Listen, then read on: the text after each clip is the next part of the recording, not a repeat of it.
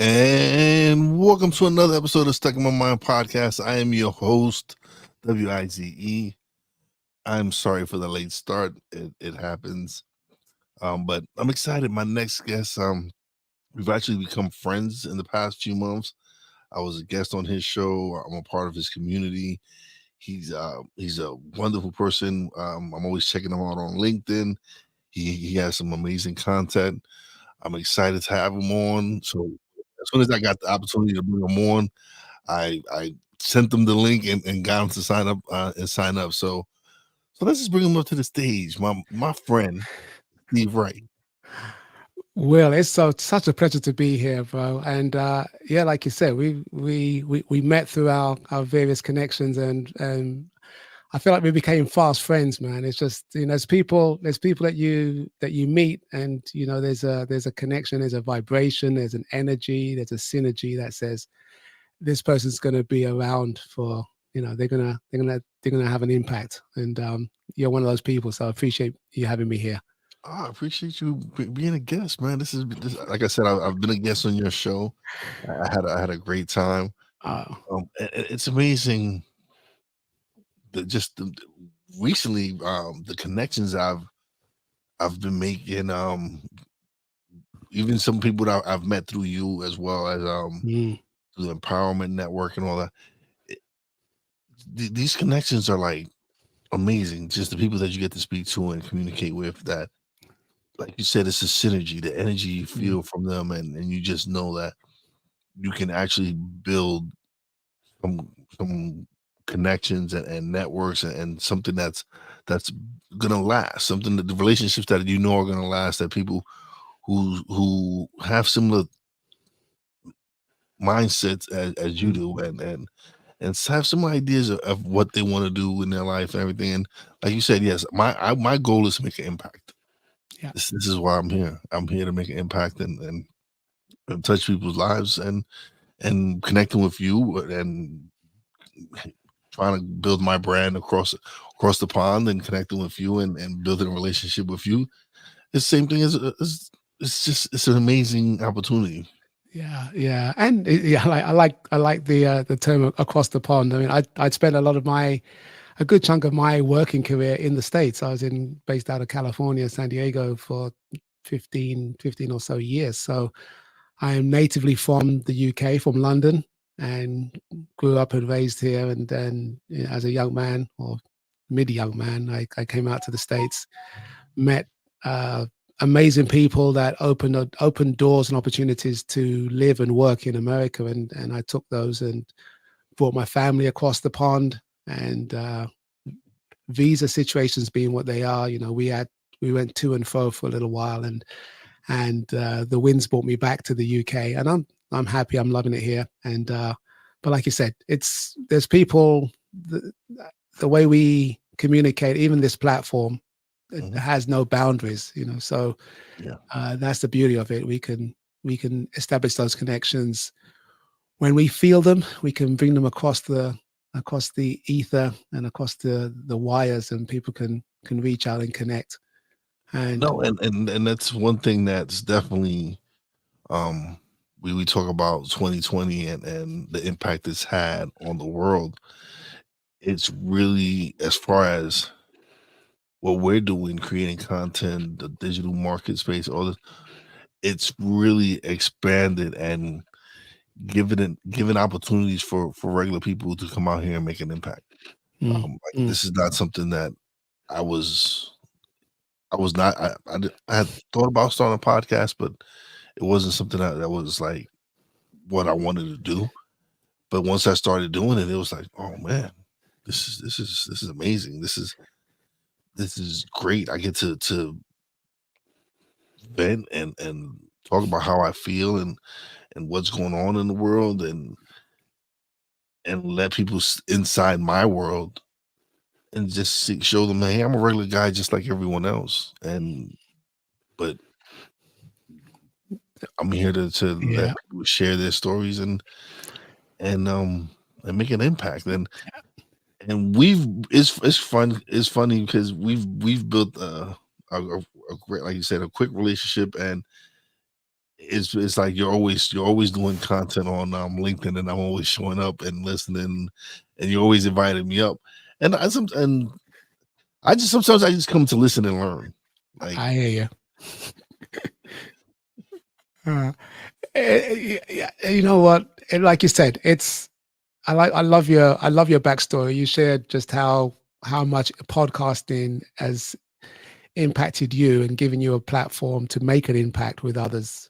And yeah, that story really resonated with me. When we met, I think I was probably in episode 10, no, maybe 10 or 12 yeah, in my podcast journey. And I had all these great aspirations of being one of those awesome podcasters that you see on YouTube and all these platforms, and you got amazing infrastructure. You're like Stephen Bartlett, or you're like Joe Rogan, and you got all these big names with these fantastic guests. And it can be a very lonely experience just getting yourself ready to talk. And a lot of my first episodes were just me, and yeah, being um being okay with that. And now I'm a little bit further ahead, and not as far as you, but certainly I know when we met, you were an inspiration to me, making it such that it's important to know why you're doing something before you do it, and your why is going to sustain you. And yeah, that was really what came across when you shared. And we've talked to some of the tech stuff, and how to get things out the door, and some of the production stuff, and that's really been helpful. But just knowing that you're on that journey ahead of me is mhm. is a great influence, and a great support. So and thank you.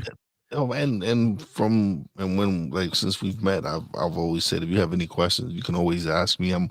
Anybody that I see that is serious about podcasting and wanting to learn, I love to share my knowledge. Mm, That's what it's here for. Is for me to be able to share it. Hopefully people can get from it and learn, and it can help them sooner than it did. Like, I'm trying to help people avoid the pitfalls that I've gone through, and the stuff that I've had to experience. So mm, it's my mission to really just be able to help as many people as possible. mm, mm. I, I like that. Sometimes we're only 2 or 3 steps ahead of the people that are following. Yeah, And maybe that's sometimes just enough to let them know, hey, there's a hole there, or hey, there's a big stone there, or hey, watch out for that branch. yeah. And you don't need to be miles ahead, because sometimes you can be too far ahead to help anybody. Um, and I think that's I think we have similar journeys, and everyone wants to be useful. Everybody wants, in their innate self, they want to grow and they want to contribute. And one of the best ways to do that is to be helpful, be useful. Yeah. And whether it's in this podcasting space, or for me in the coaching space, we want to be helpful. We want to be useful. So very So, important. so now we're gonna start talking about you now, because I do have questions. Yeah, go for it. I want to ask. So so can you share what was share your journey from IT management to becoming a business and life coach? Mm. Yeah, that was a statement. I don't. Is there a question behind that? Well, What was it like? can you share your Oh, journey y- from IT sure, management to becoming a business and life coach? sure. I think, uh, I think it's one of those things that was always in the back of my mind. Like I just shared, being helpful, being useful is definitely one of the major traits for me. And I think even just recently, um, backstory: my mum is here from Jamaica. She's been here for 6 weeks, staying with me, and it's just been a blast having her here and visiting, spending a birthday, and it was a chance to just sort of reflect and reminisce on my upbringing and my being raised. predominantly a single mom, but my dad, I knew my dad, and my dad was in my life. But I always had a sense of wanting to be useful, wanting to be helpful. And fast forward to college or high school and college, my dad had a technical background, and that rubbed off on me, primarily because it would gave us a chance to connect. It was our opportunity to do things together, fixing cars, fixing fridges, electrical stuff, plumbing, whatever it was, technical. My dad was involved in, I was usually around. Then that kind of informed my career path, and I went into IT and enjoyed it immensely, primarily because it gave me a chance to help. I like the technology stuff, but I think the thread behind it was that you were using your technical ability or your skills or insight to help somebody. And that kind of propelled me in a path where I worked for a number of companies in the UK, ended up being self-employed for a period. And during my self-employment, I actually started to work on myself. I was involved in some personal development programs, introduced to Tony Robbins, met him for the first time in the UK, 92, which kind of dates me a little bit, 93. And fast track 3 years, 3 years after meeting him, I spent my first Christmas in San Diego at his house with Wow. his wife and his mum, and a little puppy that we were looking after for his son, because it was a surprise for Christmas. And that just kind of led me on a journey of connected people that were in this coaching, personal development space. Never really pursued it because my reason for being in the US was primarily for my technical qualifications. So my visa has to be tied to my degree. So I moved into the technology space and worked in the US using that. But again, it's always been around helping people, and moved from sort of the technical aspects to supporting technical support, to managing a global team for a software company, and moving into the sort of customer experience space. And again, the common theme is that there's someone to help. Um, come, what is it, almost 18 months ago, my company had right-sized, and my job was made redundant. So it was an opportunity to, you have this epiphany that says, what do you want to do for the rest of your life? What do you want to do if you can't fail? What will get you up in the morning and keep you up late at night? And it's 10:30 at night here, and I'm talking to my buddy Will. And the answer came back, and it was to move into that coaching space. And it's been a blast. It's been an interesting journey. It's a challenging journey. It's everybody wants to be a coach, but it's not That necessarily was easy to be one. yeah. That was my next question. Do you feel like it's a saturated field? Is that everybody's a life coach? Everyone's going into coaching, but it's not easy. It's not an easy field. You have to really build your brand and your reputation up to really go out and get the clients that you want. So how is it in a space like that? I'm sure there's, like I said, there's so much. It seems that it's saturated. It, How does someone go out and stand out from the rest? well, I think that I think the first thing is to really have a reality check. My I'm raised in the faith. I profess a Christian faith, and I also have a very stoic sort of mindset. I want things to be plainly put in front of me. I want to look at things dispassionately, not get too emotional, not get crazy about it. And I say that because there's the reality of, like you said, it's a very busy market. It's the irony is that people assume they know what you do the moment you say coach. And interestingly, on the other side of the pond, there is more of an affinity to understand what coaching means outside of coaching in a sporting context. Whereas people will understand what it is to have somebody coach you in your profession or But you your know what? But industry. but it really is important for everyone to have a coach, like me to have a coach, you to have. It's important because we're still growing and developing, and we're still learning whatever it is that we're trying to do in this world. That's easy to it's again, it's so much easier said than done. And like I said, the US market, the other side of the pond, have got a much greater affinity to it. It's like having a counselor or having a therapist. Um, the UK, the UK still kind of feels that these things are remedial and not aspirational. If you have somebody, if you go to counseling, they'll say, "Oh, I'm sorry for you. Oh dear, what's the problem?"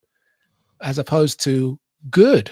It's good because you've recognized something that needs help, and you've put yourself out of the way to get the help you need. So that's seen as a good thing. And when you really dig beneath the surface, you don't have to scratch too far beneath the surface, but if you scratch a little bit beneath the surface, you recognize that there is immense value in putting yourself aside and seeking the help you want. And to your point, yes, everybody understands that there is someone that can mentor, train, teach, coach. Instruct is the same as teaching, I guess, but Yeah. it essentially those areas that are pretty specialized. They're all very different. Teaching Mhm. is not coaching, mentoring is not coaching. Um, so it's important to make sure that we have a distinction between what we're saying. I Yeah. don't I wouldn't go into a room and say I'm a coach.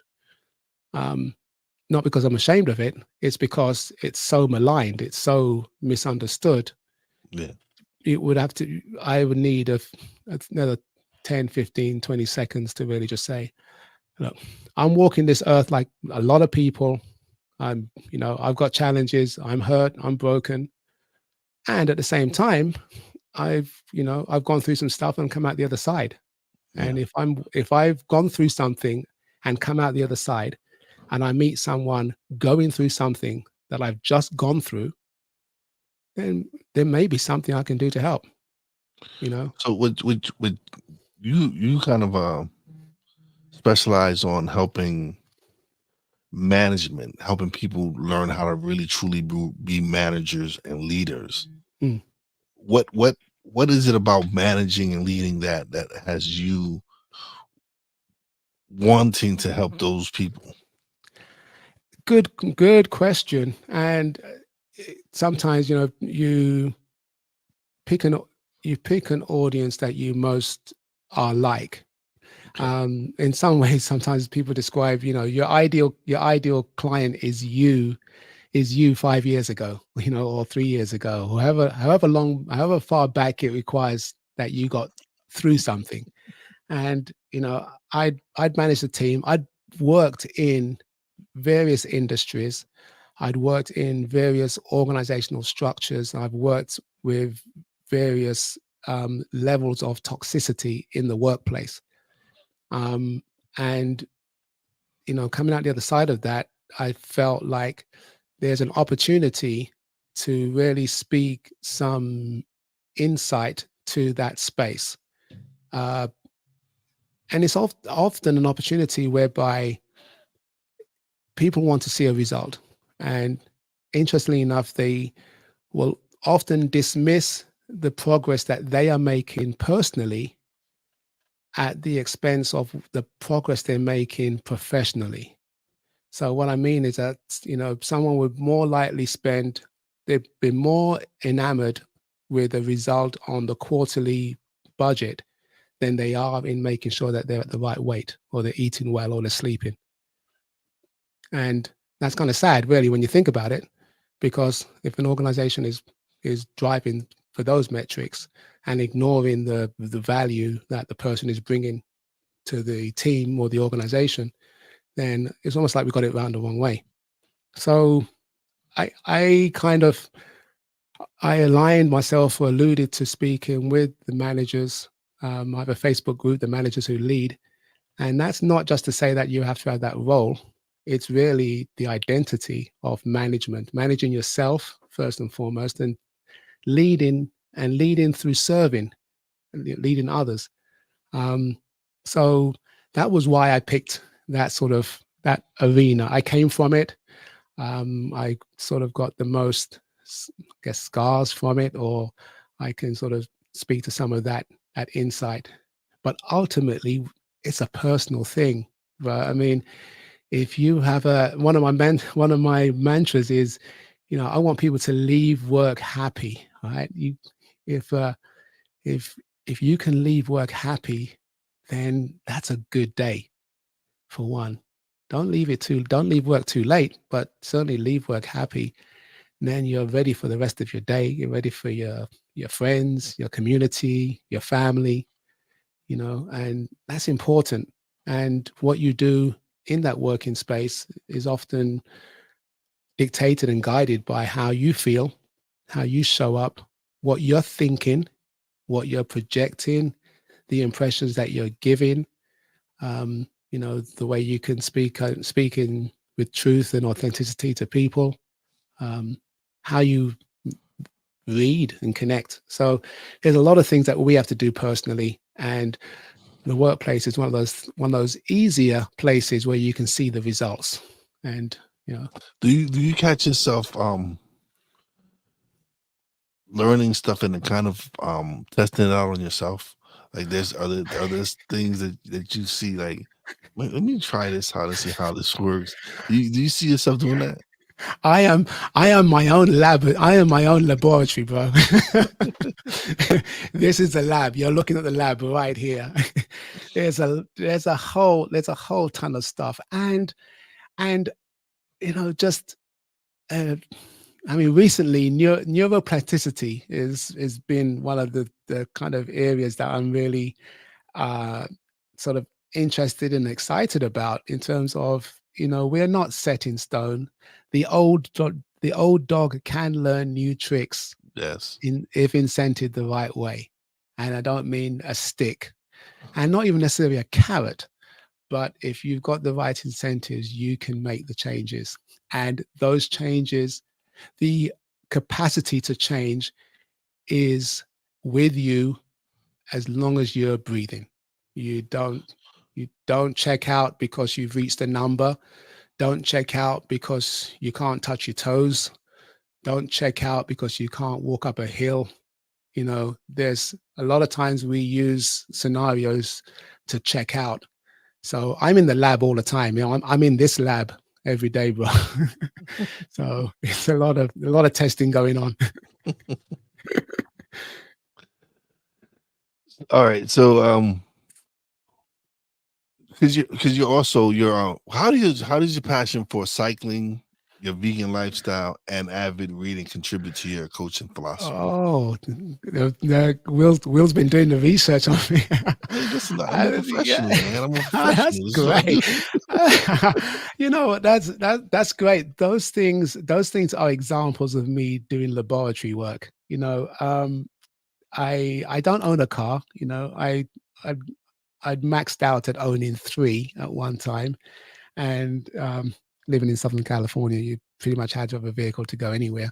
Yeah. But here in the UK, I don't. So I'm pleasantly relieved that I don't have car payments, maintenance bills, and fuel to pay. Um, so I cycle a lot. I have a couple of bikes, and I love I love just road trips with the bicycle. Um, I've done a good chunk of the north and south of England, and I've done a coast to coast across the UK, which has been fantastic. And I like the solitude. I've done a couple of long rides with one of my best friends in the world, and it was just beautiful. The two brothers on a bike each, not tandem, and we had a bike each, and just riding and talking. And we were blessed with good weather, which is a great thing in the UK, and it was just a blast. I've ridden to support causes. I started cycling after having my hip replaced, and Mm, it took running off the table pretty much. Distance running. I'd run a couple of marathons, couple of half marathons, yeah. or 3 or 4 half marathons before then. And I love running because, again, it gives you that solitude. It gives you that time in your head. Sorry, out in your body and out of your head, and that was precious for me. And then cycling was the alternative after the hip surgery. and it ticked all the same boxes. Just meant you went further on a bicycle, which is nicer. And so that's important to me, to sort of stay well, and really have things that are activities that get me out of my head, because I can be pretty cerebral. I'm an introvert by nature, and which means I have a lot of introspection. I think about things. Um, so it's nice to get out of my head and into my body. And then the veganism was something that sort of came into my life about nearly 6 years now. And it was sudden, although it was probably dormant. The thought was around for longer before the action showed up. And that's often the case. We have things that are dormant in our lives. They're either a niggling pain, or they're just something in the back of the mind. They're on the someday list, you know, and they hover around. And then one day something happens, or it comes to the surface, and you make a decision, and people think around you that you just made the decision off the cuff. But in actual fact, it's been brewing for a while, and an opportunity came up, and you took it. You made the switch. And I watched a couple of documentaries which were interesting, and the content of the documentaries weren't as powerful as watching the two doctors that presented the documentary, because they were well into their 80s, vibrant, energetic, articulate, and fully functioning at that age. And a lot of them, the both of them attributed that to a plant-based diet. So I said, sign me up. And I was the first in my family. My daughter came along she said she'll try for a couple of weeks, and she actually stuck it out for a while. My wife took a while to come around, but when we were doing two lots of shopping, it became a little bit easier for her to sort of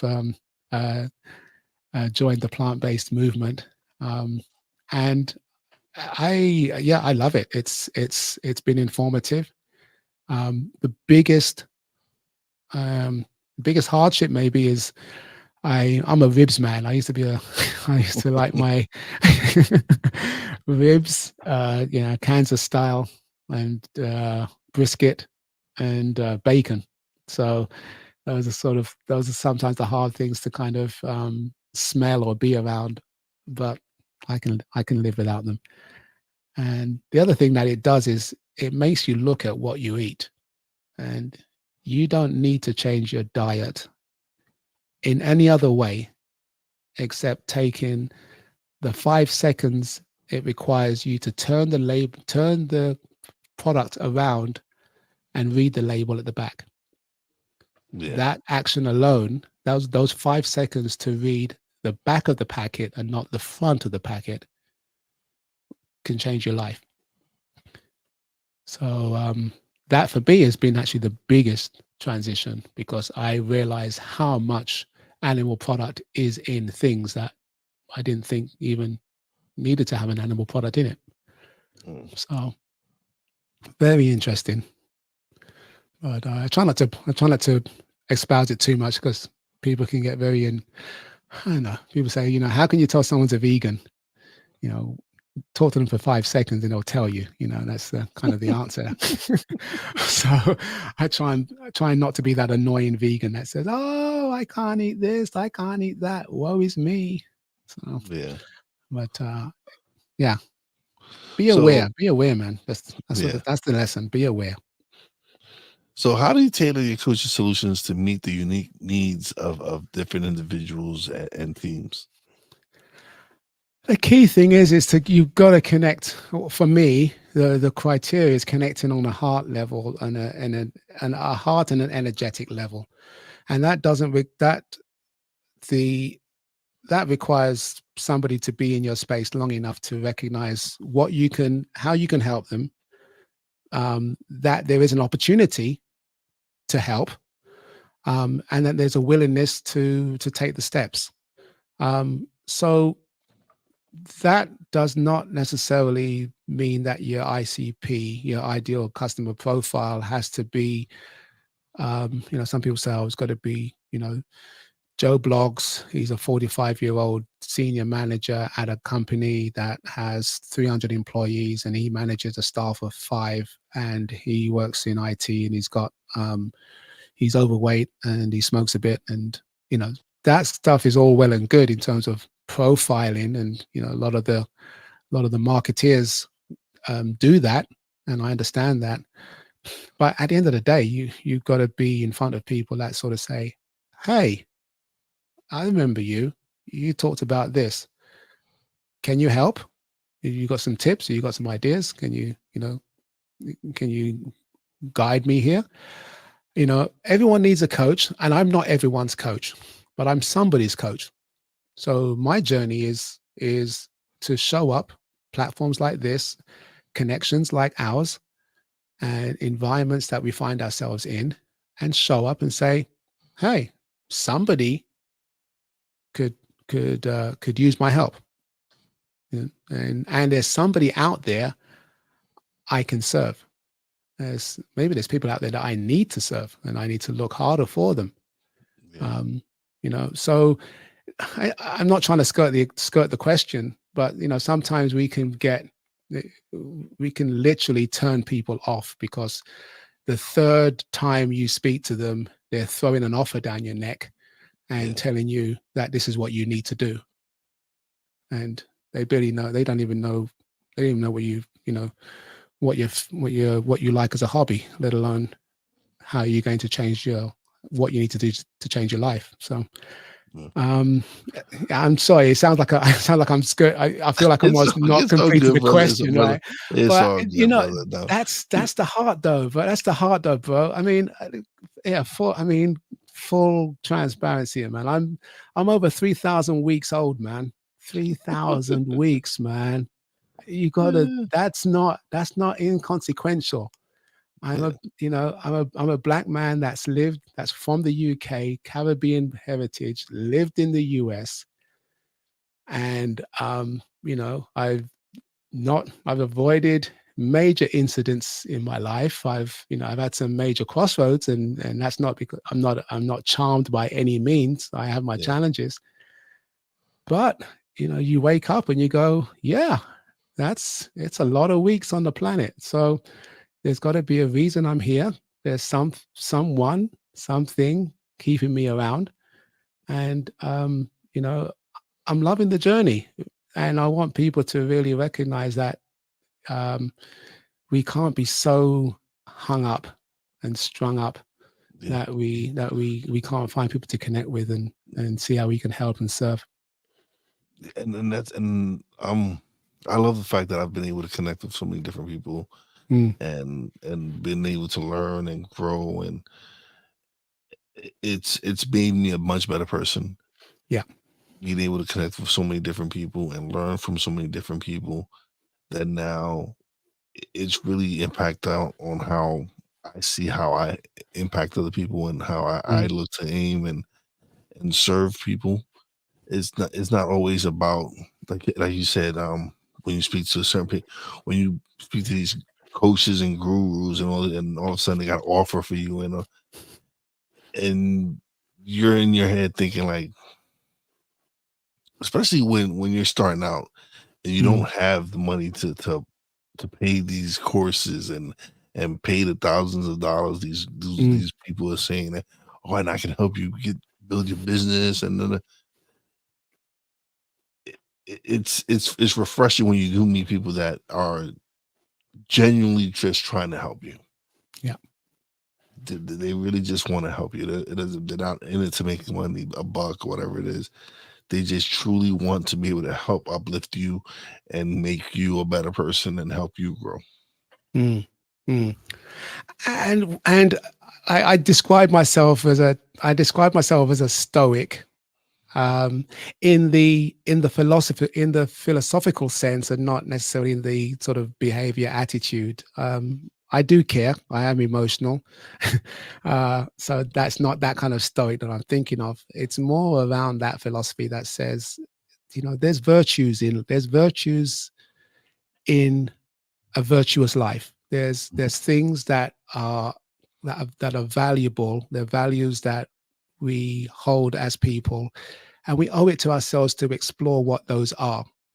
A lot of times we don't take the time, we don't make the effort to explore what our values are, where they Yeah. come from, how they're informed, and we leave a lot of that to the tides or the winds of change or media. And if you're bobbing around, if you're on a coast, and we did this, we had this in Jamaica. I was with a group from church, these elderly ladies, and they were all in the ocean in the Caribbean Sea in Jamaica, and they Yeah. were enjoying the water being cool, and just they were just bobbing up and down, chatting to each other. There was like 5 or 6 of them together in a group, and I was watching them from a bit of a distance, and I realized that as they were bobbing around in the ocean, the tide was moving them further down down the beach. So their bags were at one end of the beach almost, and they had been standing there, or they thought they were standing there, but they were just bobbing up and down. And every time they bobbed up and down, they were being moved a little bit by the tide. And literally 10 minutes later, it was a good distance. It was a good 300, 300 feet, 100 yards Yeah. from their things. And that's how life is. If you bob up and down thinking you're keeping still, the tide will move you. The Yeah. current will move you. Current affairs will move you. So we have to be aware of that, and we have to, in a sense, fight the current. We have to be um, intentional about where we're going, why we're doing it, what we're doing, who it's for. And you don't have to be mean. You don't have to force your impressions on other people, but you have to have intentions. Because if you leave it to the current will take you normally where you don't want to go. So Yeah. it was just a powerful metaphor to see these ladies kind of call them back and said, "Hey, come over." Yeah, every time you think you're still, you're moving further away. Yeah. So it's interesting. But thank you for being a guest. I appreciate it. I'd We love definitely this. got to get you back on, so at the right time. But Yes. I'm gonna get you on earlier. I'm gonna get you on earlier because I know it's late over there. So I'm definitely gonna take a day and we Yeah. can record something earlier in the day. Yeah. This has been great, Will. I mean, it's always great to just have this sort of a co-creative space where you talk and you get a chance to share, and um, there's no agenda here other than two Just guys two that's passionate friends, about yeah, what they're doing. Yeah, passionate about what they're doing and want to be seen to serve. I mean, really, that's the goal: is to be seen to serve. yeah. And we are who we are, and unashamedly, and we do some great things out there. So I really appreciate you. Oh no, I appreciate you coming on the show and continue to do what you're doing. I love dropping by. Like I'm gonna start using it. I'm using it more. You're like one of the only few people I see that really uses the LinkedIn audio. Like Mm, that's something I don't see many people use, but I mm. see you use it consistently. That's something I'm interested in doing more. So is building that side of my audience on LinkedIn and making more of an impact over there as well. So yeah, like you're Mm. my inspiration because you're doing something I don't really do, which is the LinkedIn audio. How was that Yeah. experience? Like, how I do you enjoy that? I love it. I mean, I initially took it on board because I was doing the podcast and I was wondering how can I get people to talk to me. I was talking to myself. I'm an introvert. I'm an introvert that loves to talk. And um, so, I did the solo podcast because that was kind of technically the easiest way to sort of get some audio tracks down and put into a podcast show. More recently, I've had interviews in this format, in this style, and it's been refreshing to have someone to talk ideas through and bounce things off of and hear their story, hear their gold. Yeah, But the LinkedIn audio came about because I thought, well, maybe that's a way to actually tell people if I said something on a podcast or you want to ask me a question, then jump in on this platform.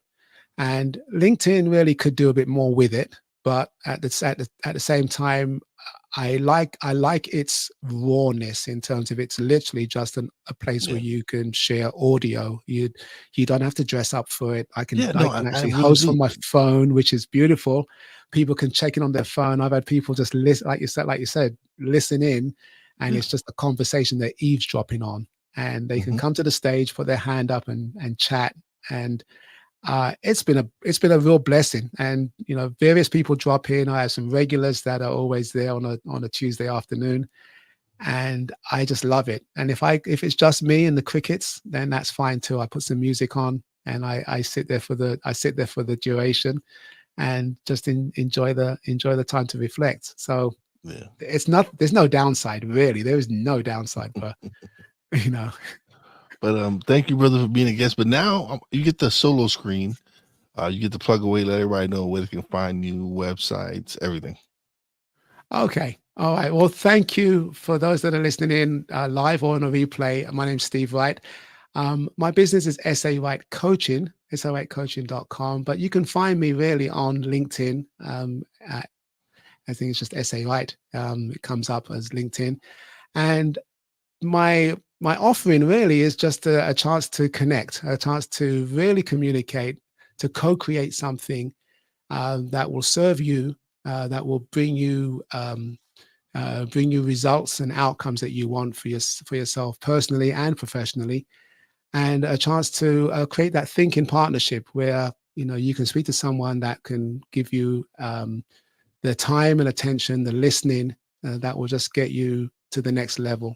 Again, whether it's personally or professionally. So feel free to reach out. I'm in the UK, but I work weird hours and would love to connect with as many of you as possible. So again, thank you, Will, for this time to share with your audience. And I wish you all a great day.